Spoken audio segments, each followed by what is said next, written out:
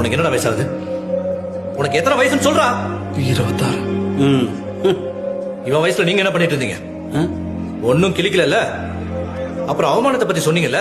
கோழிக்கோட்ல பக்கத்துல இருக்கிற ஒரு பொண்ணு வீட்டுல ஊர்க்காரங்க உங்களை பார்த்து கட்டி போடும்போது அன்னைக்கு நம்ம அப்பா அனுபவிச்ச வேதனையில 1000 பங்கு கூட இவனால நான் அனுபவிச்சது இல்ல. ஒருத்தருக்கு உபதேசம் பண்றதுக்கு முன்னாடி நாம எப்படி இருந்தோம்னு யோசிக்கணும்.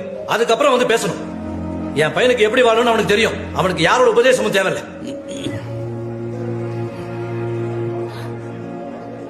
போடா. நீங்க ஏன் எதுவும் சொல்ல மாட்டேங்கிறீங்க? டிவோர்ஸ் பண்ண அவங்க 2 பேரும் தானே முடிவெடுத்திருக்காங்க.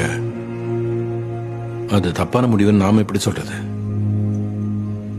அந்த காலம் மாதிரி எவ்வளவு சண்டை நடந்தாலும் அட்ஜஸ்ட் பண்ணிக்கிட்டு ஒரே வீட்டில் ஒன்னா வாழுங்கன்னு சொல்ல முடியுமா? அதை விட நல்லது பிரியறது தான்.